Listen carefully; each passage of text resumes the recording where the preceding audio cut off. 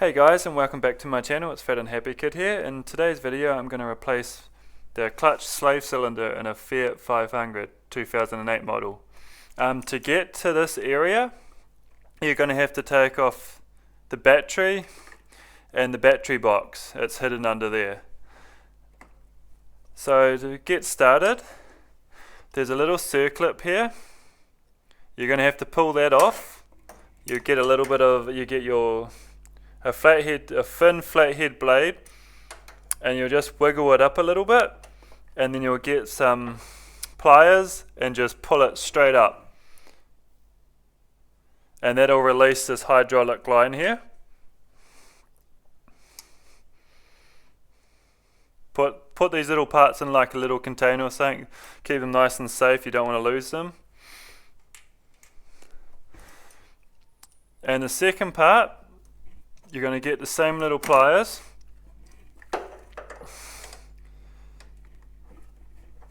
grip onto the middle part of the lead, give it a wiggle and just pull it out.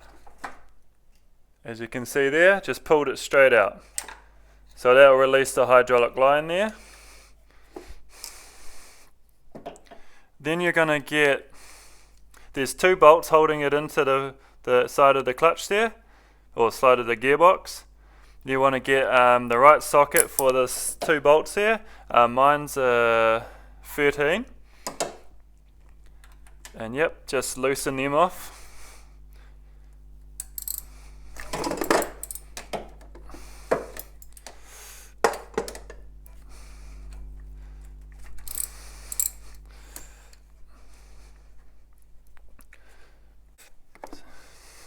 They get pretty loose, so you can just undo them with your hands. Two at a time, make it quicker. Put them in a safe place.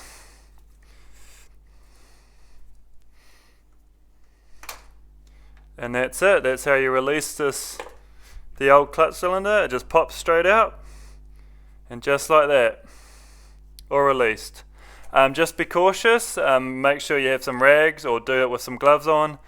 Because it will have a bit of clutch fluid in it. You don't want to get that shit on you. Just have a rag to tidy it all up. But that's how you release the clutch slave cylinder. So just to go over this hydraulic slave cylinder I just pulled out. So this clip just went in here, and that's where your hydraulic hose came through. And they were just holding that in there. These two little white, they look like cable ties. They went on the top and the bottom, and then a cable tie went round. That's just to hold the rubber grommet tight against the slave cylinder so it doesn't pop off when this is going in and out.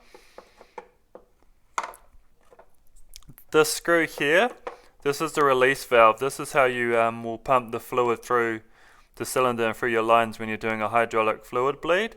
You'll just open this up, and here is just a cap.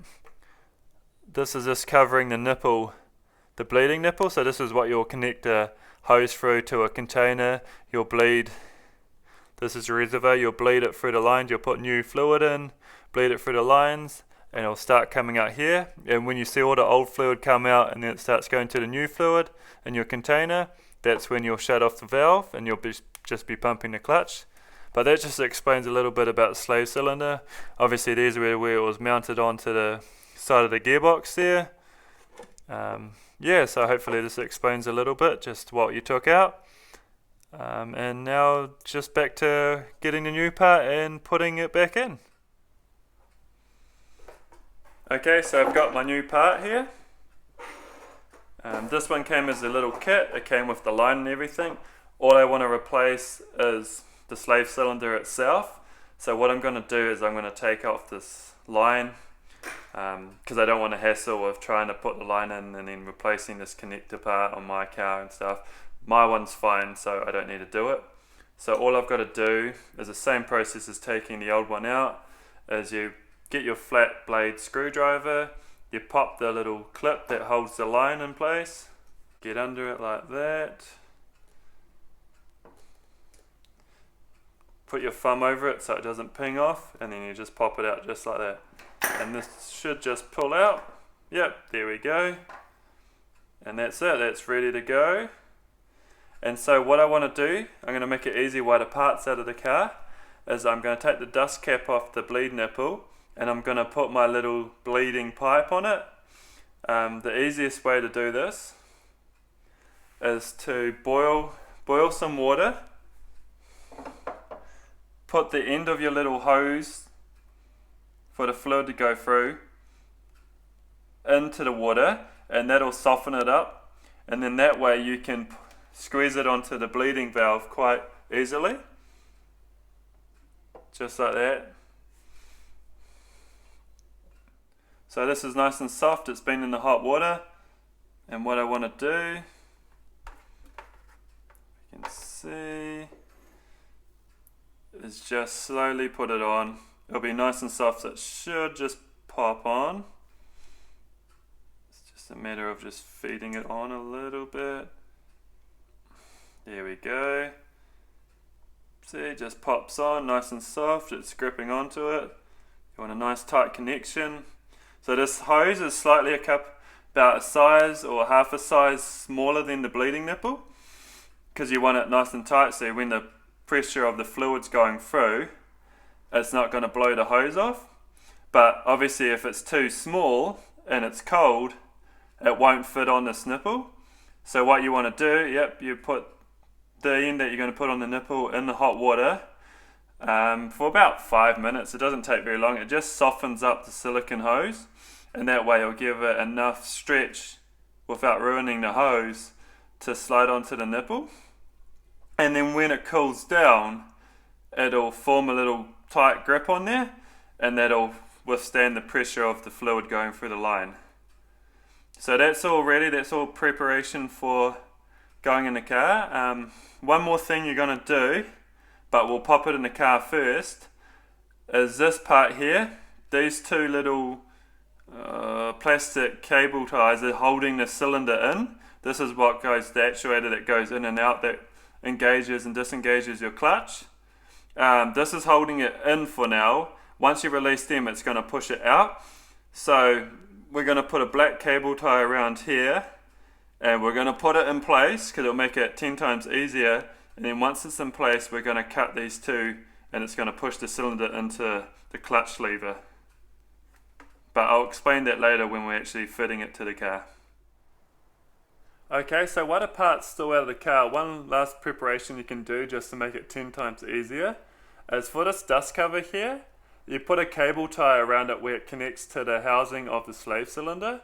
It just makes it 10 times easier to do it now, and it also adds a little bit of strength to this dust cover so it doesn't fly off when it's under pressure when this is moving in and out over time. So it just gives a little bit of peace of mind that you know that your dust cover is going to be sweet.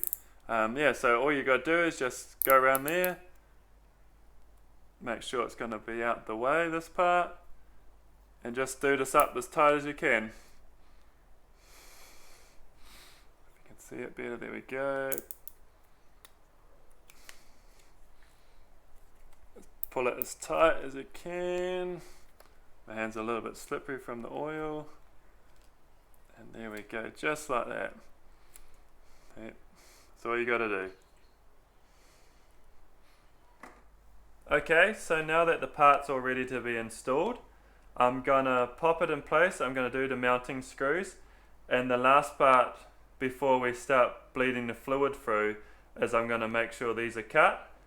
To make it easier now, you want to cut one of them.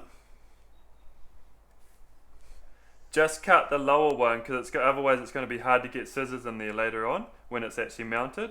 So it goes in like this. Just cut one of them. So you want to cut the bottom one. Perfect. Cool, so you'll pop it in, line it all up with the bolts, make sure this part is in the actual lever for the clutch. Put your two bolts back into the housing.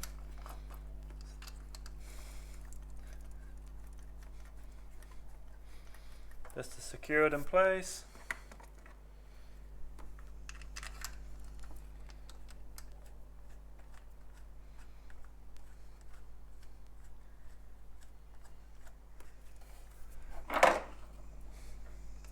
Put your hydraulic line in. Once that's all done up, just socket it off. Doesn't want to be overly tight, you don't want to crack your new slave cylinder. Just enough, just torque it up a little bit. Here we go. Plug your line in. Just slots in, just give it a nice little push, don't push too hard, just a nice little push. And then you're going to try not to knock off your line.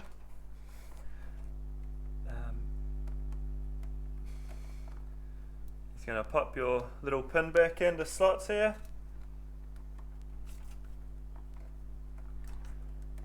Oops. If it doesn't go down, that doesn't mean it means your lead's not in properly.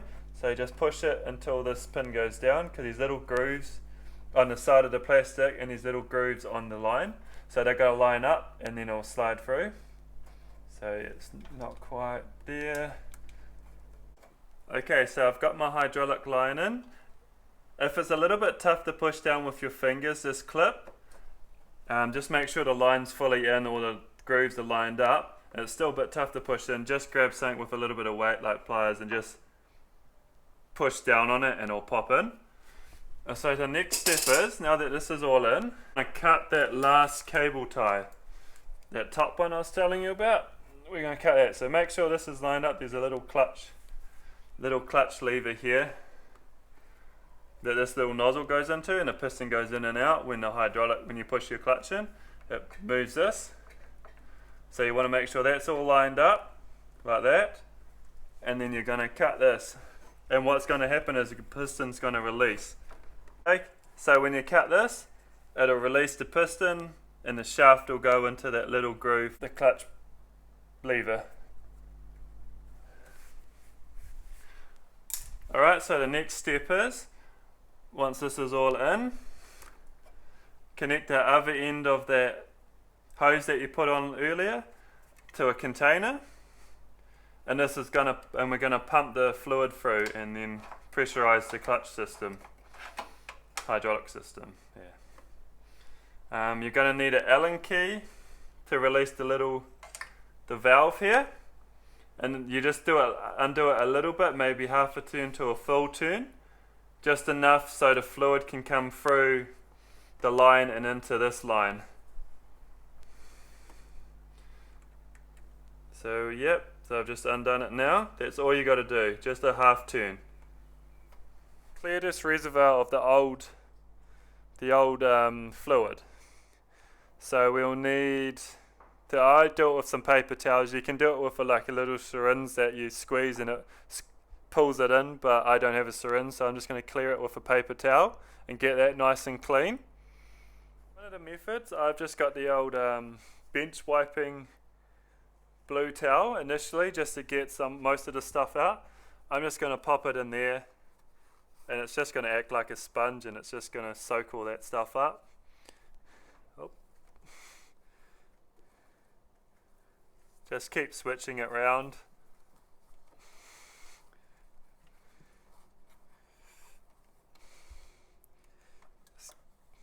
Do it once. As you see it sucked it up already.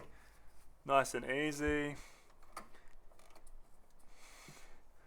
So I've just done it with that, and now I'm just going to get the old paper towel and just wipe out any bit of fluid that's still left in there.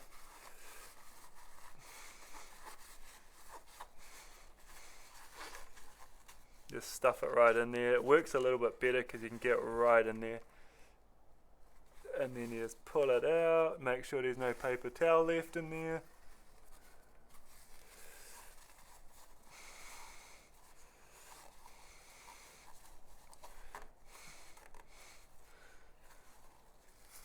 Okay, so that's the first step. Alright guys, so now that I've cleaned off the reservoir, I've got some new clutch fluid. It's DOT 3.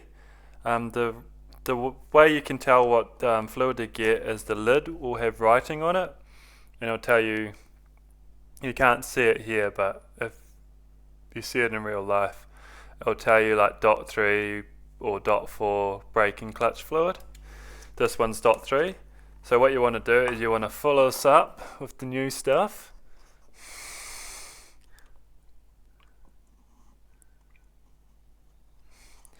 Doesn't take much to fill it.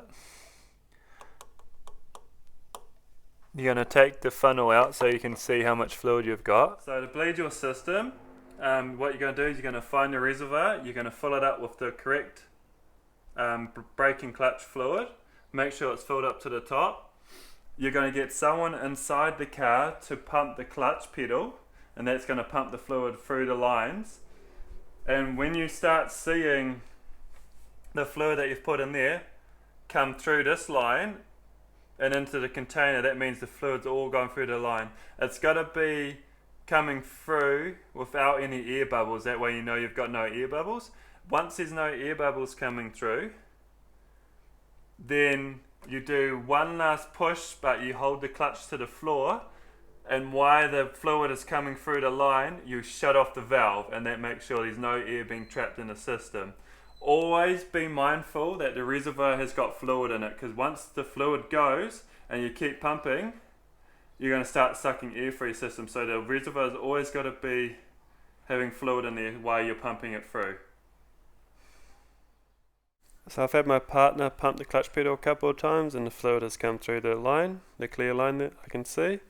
Now I want to shut the valve, so what I'm going to do is get my partner to push the clutch pedal down to the floor, shut the valve, and then she can release it. Once that's done, pull the clear line, put the dust cover back on the bleeding nipple, and that part's done. So now that your valve is shut off, you come back up to the reservoir, and you're going to top up the reservoir. As you can see, I've got a little bit of fluid just in the bottom there, so I know there's no air through my system because there's still fluid just at the bottom of the reservoir. I'm going to top it up. One thing I forgot to do in this video, and I forgot to record it, is I had a little black diaphragm thing that went into this reservoir just before the cap went on. I show here that I am filling it right up to the max line, but if you've got a black diaphragm in yours as well, you want to just fill it just above minimum, so when the diaphragm goes in, it brings it up to the max line. So once the diaphragm's in, just double check to make sure the fluid is up to the max line. If it's not, just add a little bit more fluid in, but not too much. And that's how you bleed your clutch system. Stay tuned to see how the battery in the battery box got taken off. So for this, you've got to disconnect the terminals for the battery. This one's an easy one, it's just a clip system. This one's a 10mm bolt, 10mm ring spanner to do the bolt with a nut.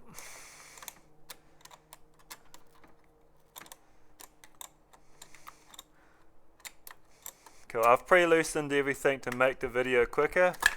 This had a strap on there, just had one nut going through the middle, that was a 14. So which was a 13mm, not a 14mm, and it was just a nut like that. And so I just released that. I'm pulling the battery up. In here, for the battery box, this still had a nut on it for a little plastic part. I undid that, got rid of that out the way. And in here it had three bolts. So it had two here, and it has one in the middle here, and that releases the tray from the housing of the car. But also you've got the connections for the terminals. There's a few clips. There's one here, there's one further down that holds this onto here, and there's also 4 10mm nuts that hold this on. You've got to release all these before you can pull this tray out. Once you've done all that, I just got one bolt in there just to show you how it was sitting.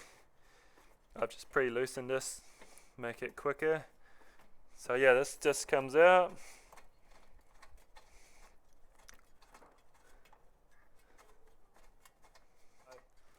this will just pull out once everything's disconnected from it. There we go. It all comes out the way.